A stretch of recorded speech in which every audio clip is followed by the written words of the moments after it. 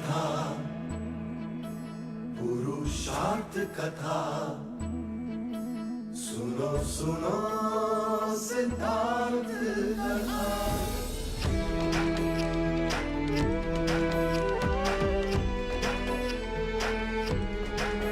संसार में दुख का कारण क्या, संताप शोक का कारण क्या। संसार में दुख का कारण क्या, संताप शोक का निवारण क्या। इस खोज में सब कुछ त्याग दिया, हर वैभव से वैराग लिया। वो सृष्टि से संयुक्त हुए, सिद्धार्थ से गौतम बुद्ध हुए।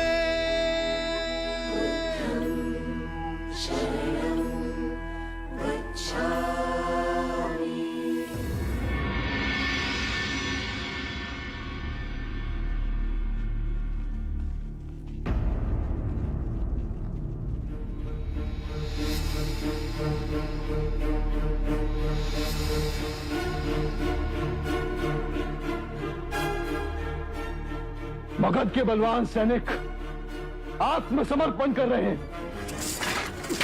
यही देखने आप हमें वैशाली से यहां लाए हैं। वैशाली से पराजय के पश्चात सेना का मनोबल गिर चुका था। मुझे लगा आपको देखकर विजय की पिपाशा इनके मन में पुनः जाग उठेगी, पर ये तो विपरीत हो गए। महाराज, इस आपातकाल में हमारे पराजित सैनिक बुद्ध और उनके भिक्षुओं से प्रभावित हो रहे हैं। अब वो शौर्य गाथा नहीं, अहिंसा के गीत गाने लगे। युद्ध करना क्षत्रिय धर्म है, और यदि हमारे सैनिक अपने धर्म से विमुख हुए तो मगध कभी वैशाली पर अपना ध्वज नहीं फहरा पाएगा, और मेरा चक्रवर्ती सम्राट बनने का सपना मिट्टी में मिल जाएगा, जिसके लिए मैंने अपने पिता महाराज बिंबिसार तक को नहीं छोड़ा। महाराज बिंबिसार को भी बुद्ध ने ही पथ भ्रष्ट किया था, तब भी मैंने आपको चिताया था। बुद्ध नाम की आंधी एक दिन समूचे मगध को तहस नहस कर देगी।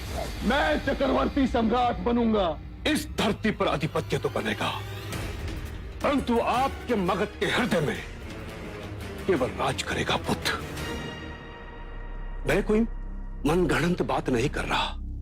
मगध के जन जन ने हमारे धर्म को छोड़कर बुद्ध के मुक्ति के मार्ग को स्वीकार कर लिया है। मुझे खेद के साथ कहना पड़ रहा है, हमारे कई ब्राह्मण भिक्षुक बन चुके हैं। हमारा धर्म संकट में है। समूचा मगध खंडित हो रहा है। वो बुद्ध जो शांति की मूर्ति बनकर बैठा है, इस विध्वंस का रचयिता है वो। मैं उस बुद्ध का शीश काट मगध की दीवार पे लटका दूंगा। यदि आपने बुद्ध को मारा तो समूचा मगध आपका शत्रु हो जाएगा। हर दिशा में आपके विरुद्ध आवाज उठने लगेगी।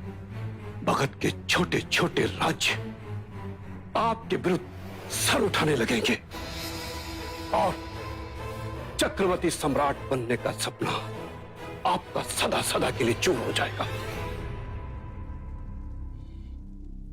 चाहे जो भी हो जाए, पर बुद्ध को मैं ही मारूंगा। नहीं महाराज, यदि आप ऐसा करेंगे तो यह आपकी बहुत बड़ी भूल होगी। वो बुद्ध लोगों की आंखों के सामने भगवान बन जाएगा और आप एक राक्षस। मैं अजात शत्रु एक सन्यासी से हार जाऊं, मुझे मार नहीं सकता। आपको चिंता करने की कोई आवश्यकता नहीं। उसका वध होगा, अवश्य होगा, वो भी आप करेंगे, परंतु इस तलवार से नहीं। तो फिर कैसे? जिस जनता की आंखों में वो भगवान बन गया है, उसी जनता की आंखों से गिराकर उस बुद्ध पे कलंक की ऐसी कालिक पोतीए कि वो जंगल चला जाए, फिर कभी वापस लौट कर ना आए। ऐसे में सांप भी मर जाएगा और लाठी भी नहीं टूटेगी। ये विरोध की आग तो हम आज ही लगा सकते हैं। नहीं, यदि एक भी उंगली हमारी ओर उठी तो मगध की जनता हमें क्षमा नहीं करेगी। अच्छा होगा बुद्ध के संघ के भीतर हमारा ही कोई व्यक्ति इस कार्य को करे। घर का भेदी घर को आग लगाता है, और ऐसा एक व्यक्ति है जिसने इस कार्य को अपने जीवन का ध्येय बना लिया है। बुद्ध का अपना भाई देवदत्त।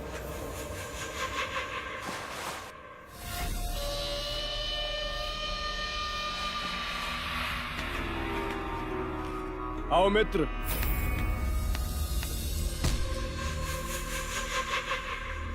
जो अपने वचन से पलट जाए मैं उसे अपना मित्र नहीं मानता। यदि मेरी याद आई है तो इसमें भी अवश्य ही तुम्हारा कोई निहित स्वार्थ होगा। क्षमा करना मित्र, तुम्हें दिया वचन मैं पूरा न कर सका। अंतिम बार जब हम मिले थे तो वैशाली पर विजय पताका फहराने का मेरा भूत सर पे सवार था। भूत तुम्हारे सर पे सवार था और उसका मूल्य चुकाया मैंने। कपिलवस्तु का सिंहासन सदा के लिए मुझसे छीन गया।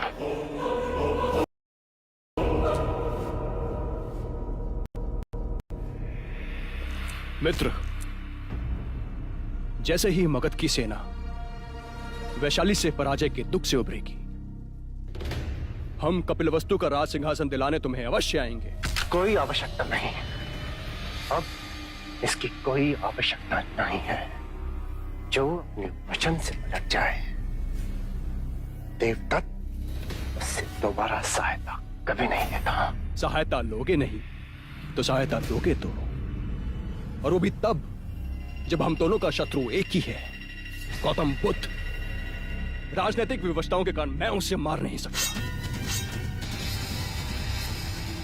यदि किसी ने सिद्धार्थ को हाथ भी लगाया तो उससे प्रतिशोध मैं लूंगा। मेरे जीवन का केवल एक ही लक्ष्य है, सिद्धार्थ की हत्या। वो होगी और मेरे ही हाथों होगी। उचित भी है, सिद्धार्थ का वध तुम ही करो, और उसका वध कैसे करना है इसकी योजना हमारे पास है। बस सिद्धार्थ से अपना प्रतिशोध मैं लूंगा, और वो भी अपने तरीके से। और उसके लिए मुझे किसी अजात शत्रु की कोई आवश्यकता नहीं।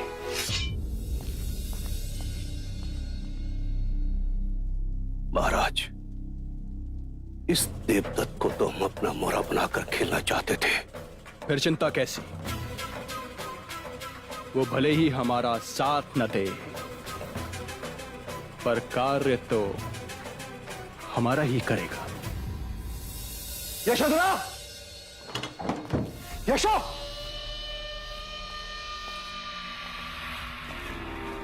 यशोधरा!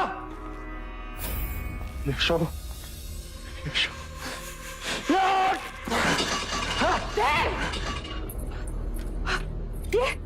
ये क्या पागलपन है देव? पूरे महल को तूने क्यों सिर पे उठा रखा है? पूरे महल में खोज लिया मैंने, यशोदा कहीं दिखाई नहीं दी। यशो, तुझे महल में तो क्या, पूरे कपिल वस्तु में नहीं दिखेगी। कहाँ गई यशोधरा? नहीं बताऊंगी। मेरे धैर्य की परीक्षा मत लेना। मैं जानता हूं तुझे पता है यशोधरा का। बता दे मुझे। हाँ, मैं जानती हूँ, और मैं तुझ जैसे पापी को कभी भी नहीं बताऊंगी। बता दे माँ, नहीं तो तू जानती है मैं क्या कर सकता हूँ। बता दे माँ।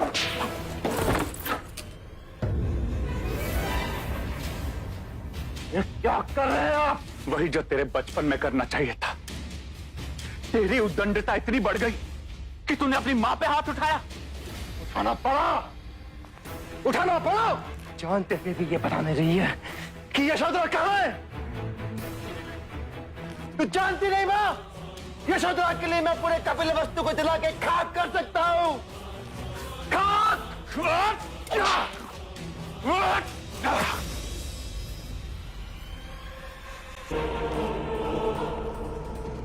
चाहे कुछ भी कर लो, कुछ भी, यशोधरा को मैं पाताल से भी ढूंढ निकालूंगा। तेरा पागलपन इतना बढ़ गया है। मैं पागल हूं। मैं पागल हूं। यशोधरा के लिए मैं पागल हूं।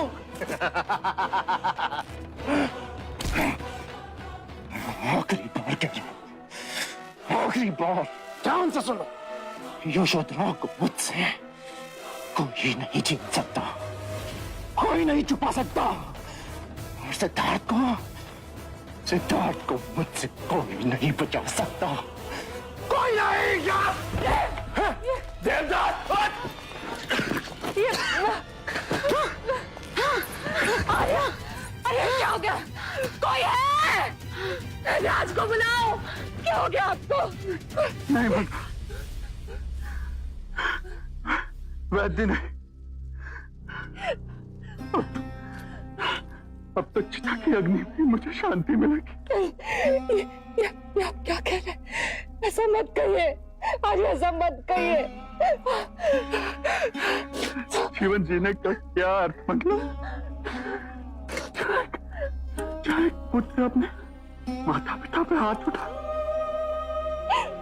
हमसे अधिक और कोई दुर्भाग्यशाली नहीं होगा मंगला। हमारे पुराने कर्मों का दंड है ये आर्य। केवल एक ही चिंता कि हमारी यशो सुरक्षित पहुंचे। हाँ आर्य, चिंता ना करें, यशो सुरक्षित पहुंचेगी। प्रजापति के अच्छे कर्मों के कारण, उसकी करुणा के कारण हमारी यशो सुरक्षित पहुंचेगी। आप चिंता ना करें, आप बस ठीक हो जाइए।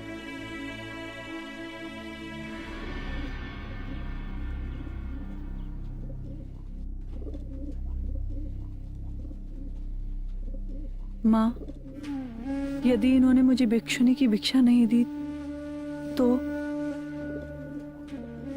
यशो, जो विश्वास तुझे कपिल वस्तु से यहाँ तक लाया है, उस विश्वास पर विश्वास रख।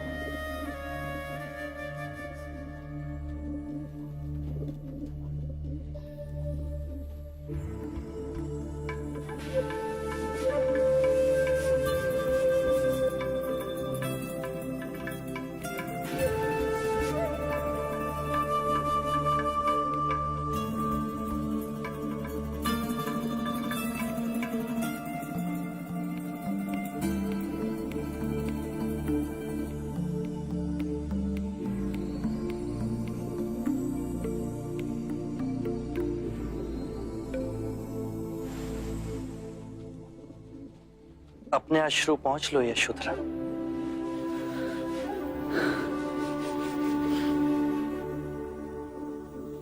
आपके देश को देखकर आंखें भर आई।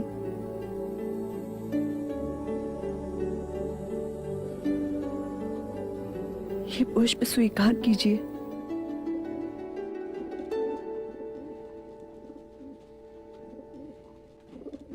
ये पुष्प मुझे कौन दे रहा है? यशोधरा। अभी तो यशोधरा दे रही है। यदि आप चाहें तो एक भिक्षुनी की भेंट हो सकती है।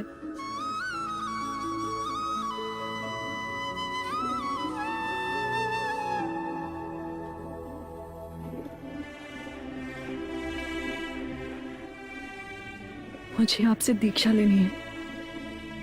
दीक्षा ले तुम्हें परम शांति तभी उपलब्ध होगी जब तुम भूतकाल से विमुख होगी, सिद्धार्थ से विरक्त होगी। यहां तुम्हें सिद्धार्थ नहीं मिलेगा। जिसके दर्शन पा मन को शांति मिले उसे भगवान कहते हैं, और जिस पावन स्थान पर जाकर शीश स्वयं झुक जाए उसे तीर्थ स्थान कहते हैं,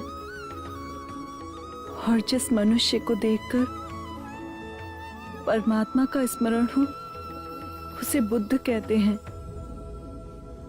हे बुद्ध, आपकी साधना का मार्ग मैंने स्वयं चुन यह निर्णय लिया है।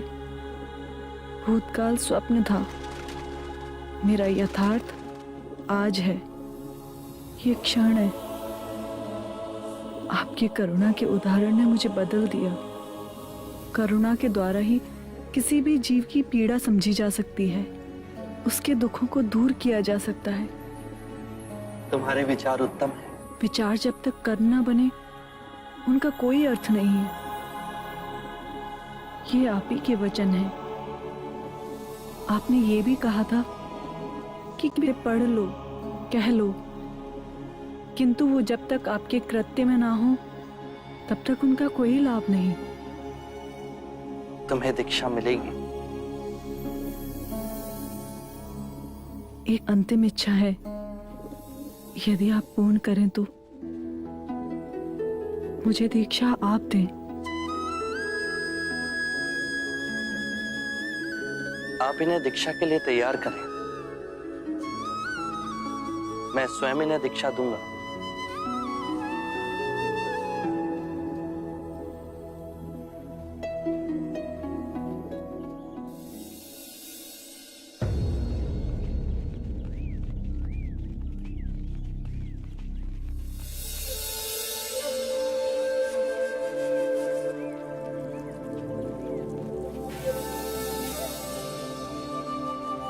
अरे अरे, संभाल के प्रकृति। तो वो वही भिक्षु है ना जिसे देखने के लिए तो यहाँ इतनी दूर तक पानी भरने आती है। पर प्रकृति, उस भिक्षु के प्रेम ने देख तेरी क्या हालत कर दी है। वो कोई साधारण भिक्षु नहीं, उनका नाम आनंद है। प्रकृति, तेरे आनंद यहीं आ रहे हैं। कृपया मुझे पानी पिलाएंगी? जी।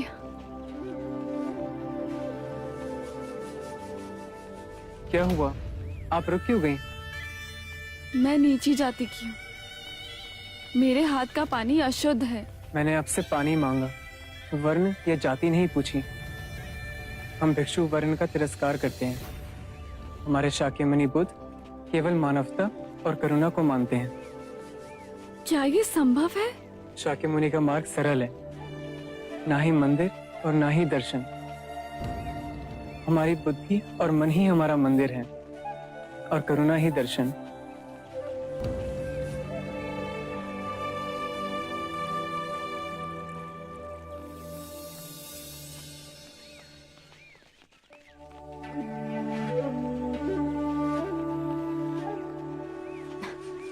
अरे बस खड़ी रह के निहारती रहेगी या जाके उससे बात भी करेगी? पर क्या बात करूं? बुद्धू, जाके उसे भोजन के लिए आमंत्रित कर। जा। सुनिए,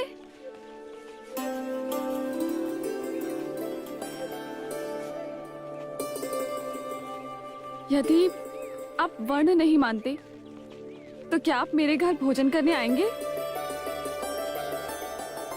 ठीक है, आज तुम्हारे घर से ही भिक्षा ग्रहण करूंगा।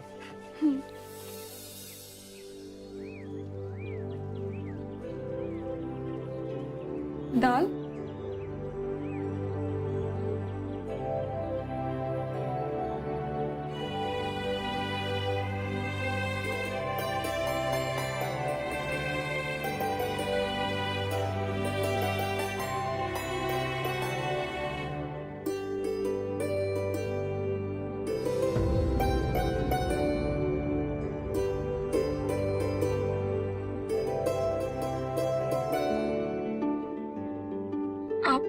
चले जाएंगे? हाँ। आपने मुक्ति के बारे में कहा, प्रेम के बारे में क्या कहेंगे? सब जीव परस्पर एक दूसरे से जुड़े हैं। भेदभाव प्रकृति ने नहीं, मानव ने बनाए हैं। प्रेम ही वो नदी है जो एक व्यक्ति से दूसरे व्यक्ति तक बहती है और उन्हें जोड़ती है।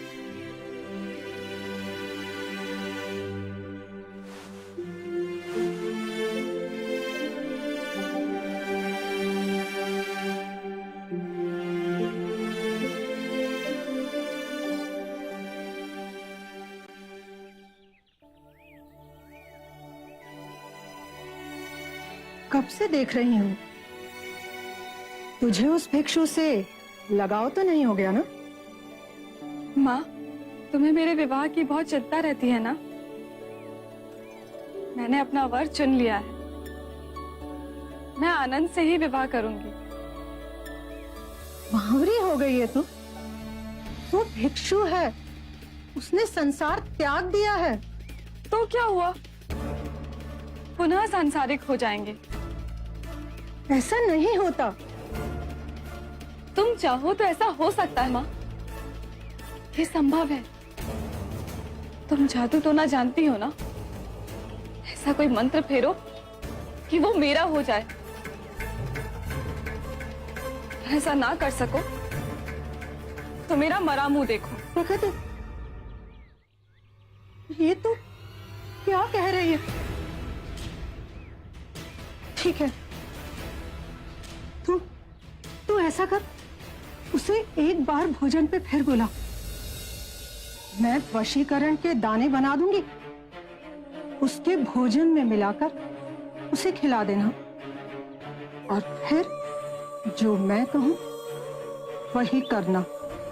और फिर देखना, बुद्ध का वो भिक्षु सदा के लिए तेरा हो जाएगा।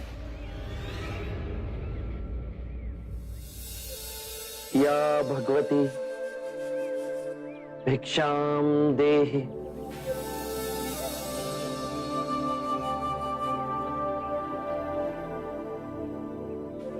बुद्ध, बुद्ध, जल्दी चाहिए, नहीं तो अनर्थ हो जाएगा। अहिंसक को लोग मार रहे हैं।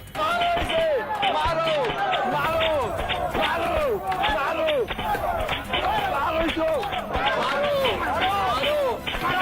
उंगली मार, अपने आप को भिक्षु का चोला पहन भिक्षु समझता है। मारो जब तक इसके प्राण नहीं निकल जाते।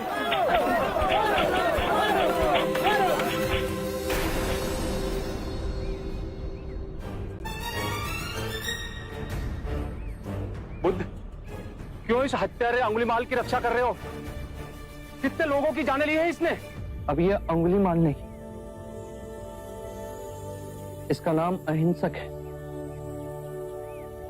आप ही की तरह एक मानव। ऐसा आदमी कभी नहीं बदल सकता। सही बात, सही बात। ये बदल चुका है, बस आप सब इसे अपनी पुरानी दृष्टि से देख रहे हैं।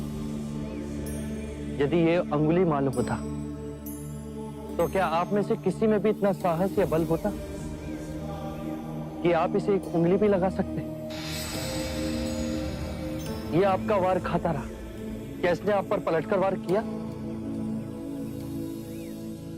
क्या ये परिवर्तन आपको नहीं दिखा? आज इसने अपना लहू बहा, अपने सारे बुरे कृत्यों को धो डाला, आपके प्रत्येक वार को प्रेम से स्वीकार किया, परंतु अपने मन में क्रोध और प्रतिशोध की भावना को नहीं जागने दिया।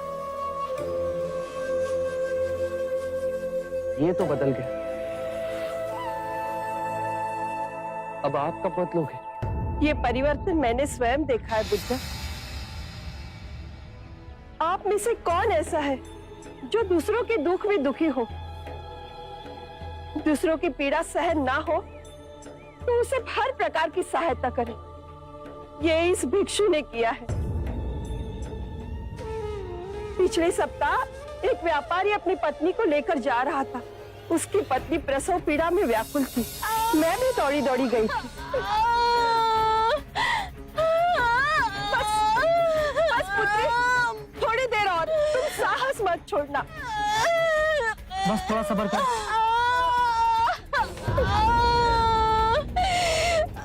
ये कैसे चित? हे प्रभु, इस धन्यवाद में कौन हमारी सहायता करेगा?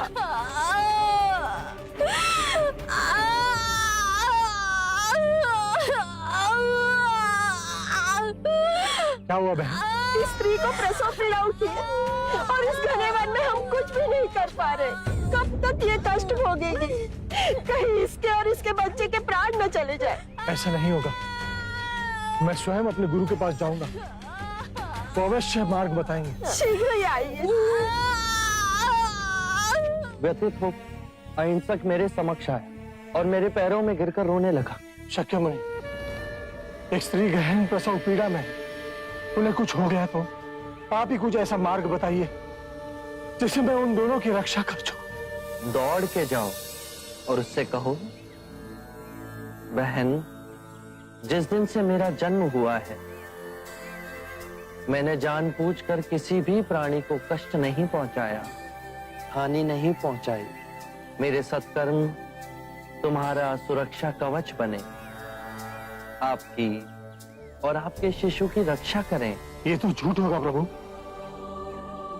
सत्य तो ये है कि मैंने आज तक बहुत से प्राणियों को कष्ट पहुंचाया है।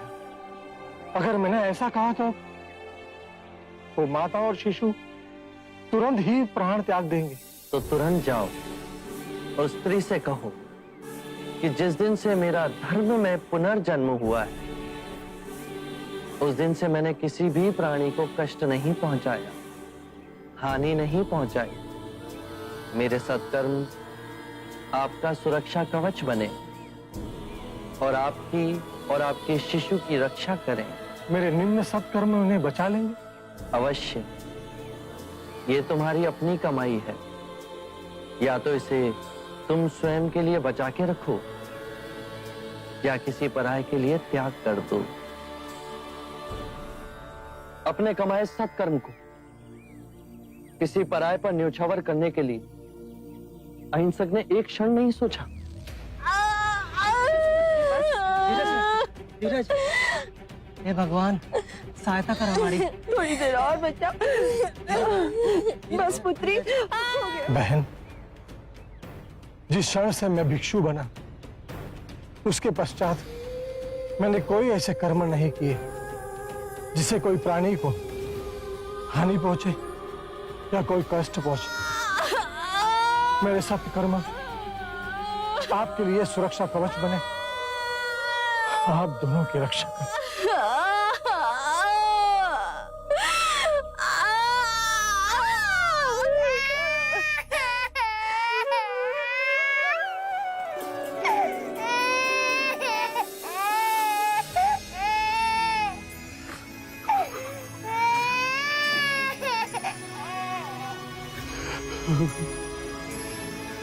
दूसरों के दुख से दुखी होने वाला किसी को क्या दुख दे सकता है?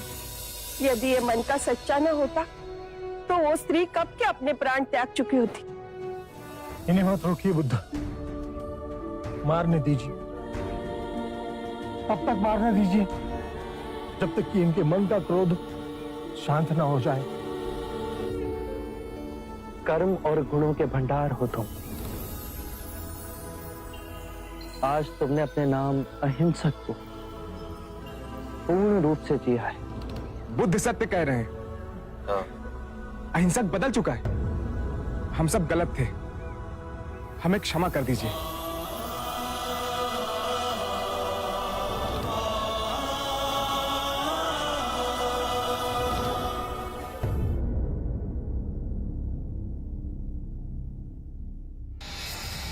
मैं वशीकरण के दाने बना दूंगी, उसके भोजन में मिलाकर उसे खिला देंगे। बुद्ध का वो भिक्षु सदा के लिए तेरा हो जाए। दाल बहुत स्वादिष्ट बनी है ना? और लीजिए। अब आप इसे अपना ही घर समझिए। प्रकृति को बहुत अच्छा लगेगा। और वैसे भी उसका मन तो पूरा दिन आपके पास ही होता है।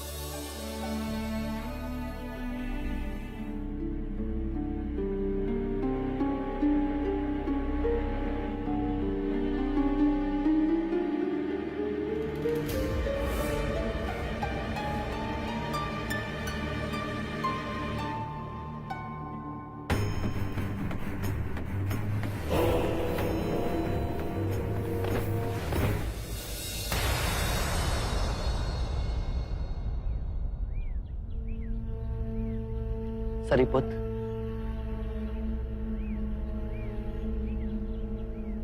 आज भोजन के लिए आनंद प्रकृति के घर गया था, अभी तक लौटा नहीं। नहीं आया? मैं स्वयं जाके देखता हूं।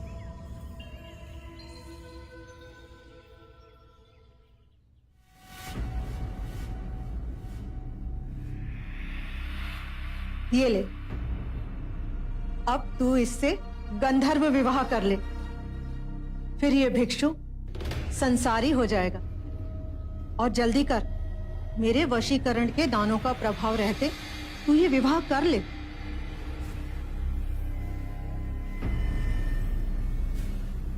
क्या सोच रही है तू? माँ, हम कुछ गलत तो नहीं कर रहे ना? हमारे में गंधर्व विवाह स्त्री की इच्छा से होता है। क्या तू ये विवाह नहीं करना चाहती?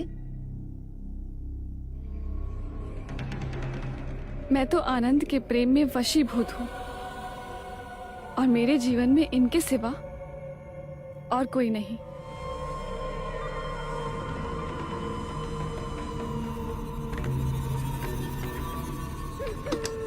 मन तो दे ही दिया है, अब मेरे तन पर भी केवल आपका अधिकार है।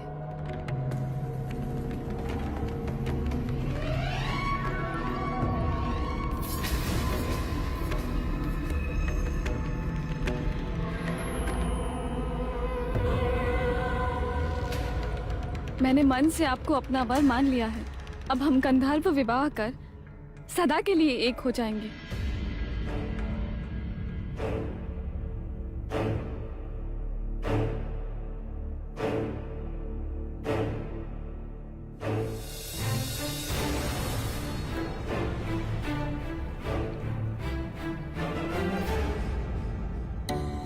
क्षणभंगुर सुख हमारी संपदा को लूट लेता है। ऐसी संपदा जिसका नाम परम शांति है।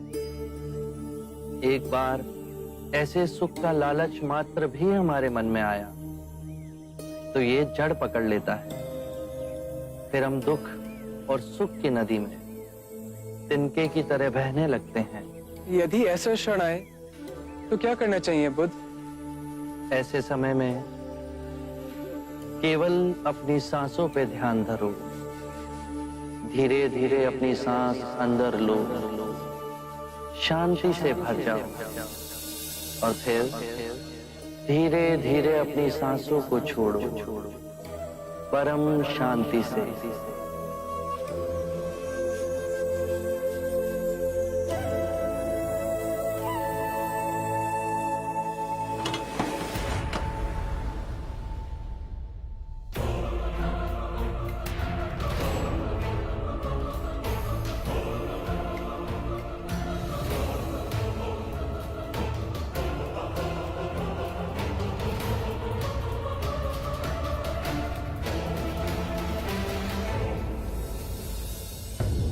आनंद के निश्चल मन का लाभ उठा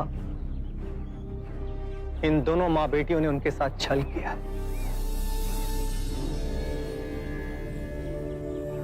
प्रकृति, तुम आनंद से बहुत प्रेम करती हो ना? अपने प्राणों से भी अधिक। ऐसी क्या विशेषता है आनंद की जिसने तुम्हें इतना मोहित किया? सब कुछ। उनकी आंखें, उनकी नाक, उनके होठ, उनकी चाल, उनकी वाणी, सब कुछ। मैं उन्हें हर रूप में प्रेम करती हूँ। आनंद में रूप और गुण तो हैं ही, किसी को भी रिझा सकते हैं, क्या तुमने उसका प्रेम से भरा हृदय देखा? जानती हो आनंद सर्वाधिक प्रेम किससे करता है? मुझसे तो नहीं। यही तुम चूक गई।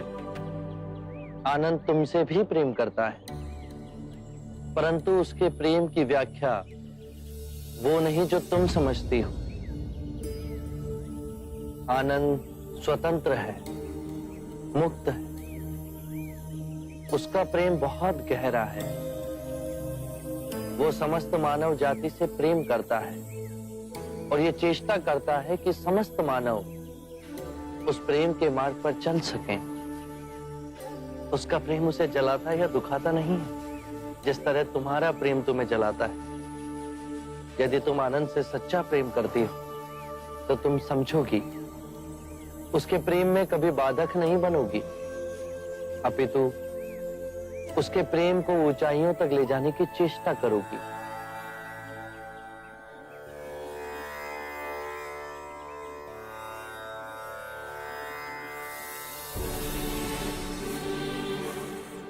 मेरा प्रेम स्वार्थी था, आनंद को अपने आप से बांधना चाहता था। क्या मैं भी भिक्षु आनंद की तरह प्रेम कर सकती हूँ? क्या आप मुझे सिखाएंगे ऐसा प्रेम जो निस्वार्थ हो, आनंद के मेघ की तरह सब पे बरसे?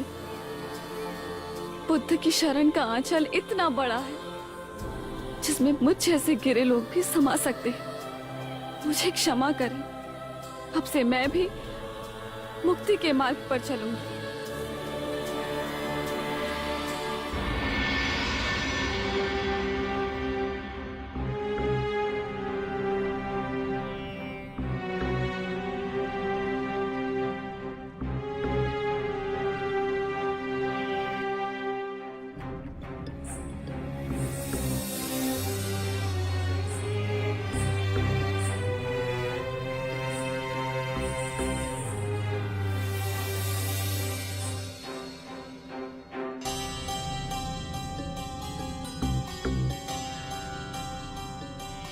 मेरे प्राणों से प्रिय वल्लभ, देखो आम्रपाली, तुम्हारा वल्लभ आया है।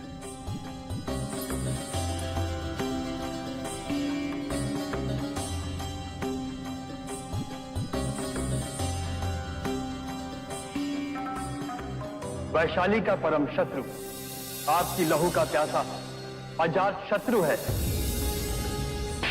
क्यों छल रहे हो मुझे? तुम वल्लभ नहीं मगर नरेश अजात शत्रु, मेरी वैशाली के घातक शत्रु। पहचान तो मैंने भी तुम्हें तभी लिया था कि तुम देवी आम्रा नहीं आम्रपाली हो, मेरी सबसे बड़ी शत्रु। किंतु भाग्य का खेल तो देखो, मेरी बलि को आतुर हाथ अब मेरे रक्षक बन गए। तुम्हारे प्रेम ने मुझे मेरे मस्तिष्क से मुक्त कर मेरे हृदय का स्वामी बना दिया है। मैंने तुम्हें अपना हृदय दिया, पर पहचानने में देर कर दी। ये कैसे धर्म संकट में ला छोड़ा है मुझे। मेरे सर पर मृत्यु मंडरा रही है, फिर भी मैं तुम्हें लेने आया हूं।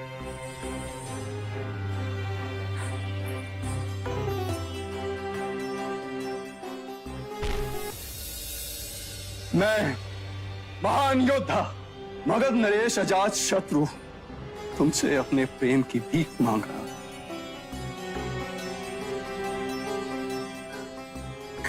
कह दो कि तुम्हें मुझसे प्रेम। महाराज, महाराज शीघ्र जाए, वैशाली की सैनिका को ढूंढते हुए यहाँ आ गए। तुम जाओ यहाँ से, जाओ तुम यहाँ से।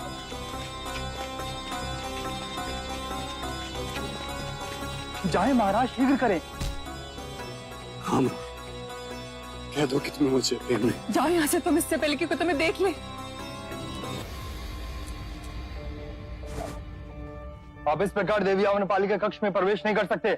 हमारे गुप्तचरों ने अजात शत्रु को यहाँ आते हुए देखा है। महल की छानबीन के बिना हम कहीं नहीं जाएंगे। मैं अम्रपाली, वैशाली की नगरवधू।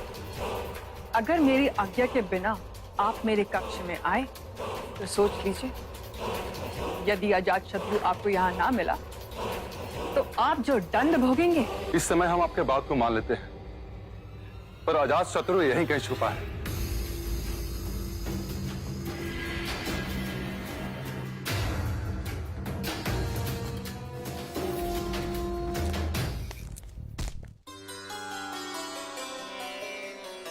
हाँ बा, मैं जानता था तुम मुझसे प्रेम करती। मैं अपनी वैशाली से भी प्रेम करती हूँ। जो मगध तुम्हें देगा वैशाली कभी नहीं दे सकती। मगध की महारानी से बढ़कर वैशाली की नगरवधू नहीं। चलो मेरे साथ। मगध के लोग मुझे महारानी बुलाएंगे और वैशाली के देशद्रोही। जिसने भी तुम्हें देशद्रोही बुलाया वो जीवित नहीं बचेगा। समस्त वैशाली को आग लगा दूंगा मैं। आम्रपाली, चलो मेरे साथ, इससे पहले कि वैशाली के सैनिक मेरे अश्व को खोज लें। चलो मेरे साथ। मैं तुम्हारे साथ इस समय नहीं चल सकती, मुझे समय चाहिए। मैं मगध में तुम्हारे उत्तर की प्रतीक्षा करूंगा।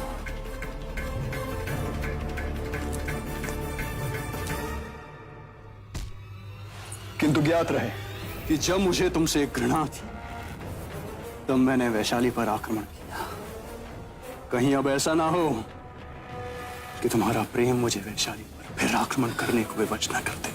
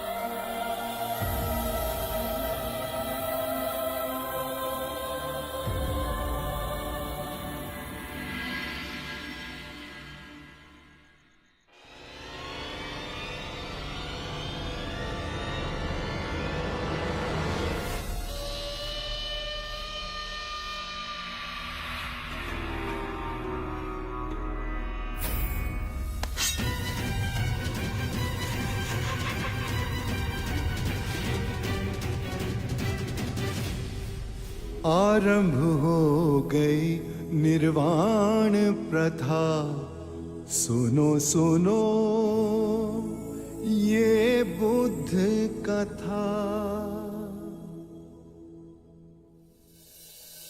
करुणा से ही हम दूसरे जीव की पीड़ा समझ सकते हैं, उसका दुख दूर कर सकते हैं। हम कितनी भी पुण्य की बातें पढ़ लें, कह लें, जब तक वो आपके अपने कृत्य ना बन जाए तब तक कोई लाभ नहीं।